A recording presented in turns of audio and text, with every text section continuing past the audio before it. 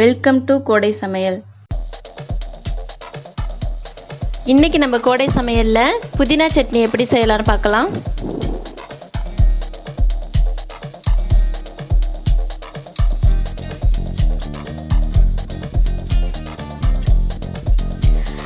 சட்னி செய்ய தேவையான புதினாவை நம்ம தோட்டத்திலிருந்தே பறிச்சு எடுத்துக்கலாம். இந்த புதினா செடி பார்த்தீங்கன்னா சீக்கிரமாகவே வளர்ந்துடும்.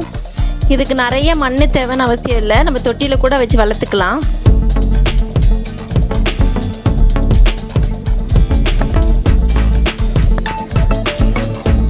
நம்ம சட்னி செய்ய தேவையான புதினா பறிச்சாச்சு.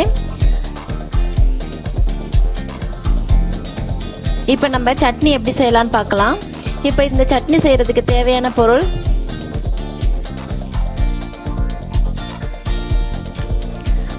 2 ஸ்பூன் கடலைப்பருப்பு எடுத்து வச்சுருக்கேன், 1 ஸ்பூன் உளுந்தம்பருப்பு எடுத்து வச்சுருக்கேன், இஞ்சி கொஞ்சம் சின்னதாக கட் பண்ணி வச்சுருக்கேன், புளி உப்பு கொஞ்சம் எடுத்து வச்சுருக்கேன், ஒரு 4 பச்சை மிளகாய் எடுத்து வச்சுருக்கேன், கொஞ்சம் தேங்காய் துருவி வச்சுருக்கேன், புதினா எடுத்து வச்சுருக்கேன்.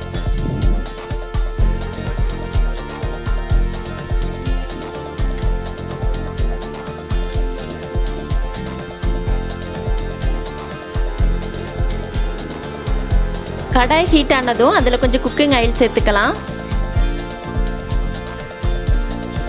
எண்ணெய் ஹீட் ஆயிடுச்சு. இப்போ இதில் உளுந்தம்பருப்பு சேர்த்துக்கலாம்.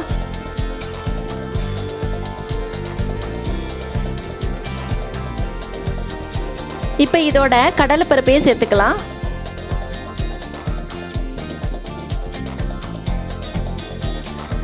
இப்போ இதை நல்லா வறுத்தரலாம்.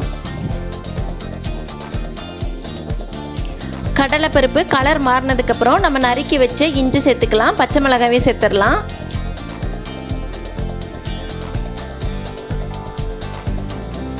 இதோட எடுத்து வச்ச புளியும் சேர்த்துக்கலாம். இப்போ இதோட திருகி வச்ச தேங்காவே சேர்த்துடலாம். சேர்த்துட்டு நல்லா வதக்கிடலாம்.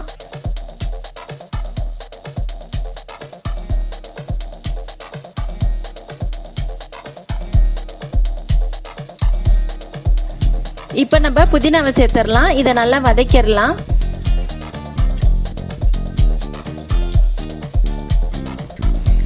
புதினா கலர் மாறுற அளவுக்கு வதக்கணும்னு அவசியம் இல்லை, அது லைட்டாக சுருங்கி வர மாதிரி வதக்கினா போதும்.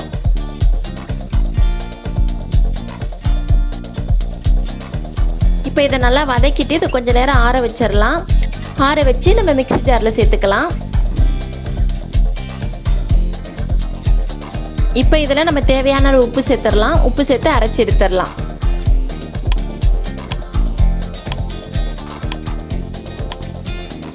இந்த சட்னி காலையில் நம்ம இட்லியோட தோசையோட சாப்பிடும் போது ரொம்ப நல்லா இருக்கும்.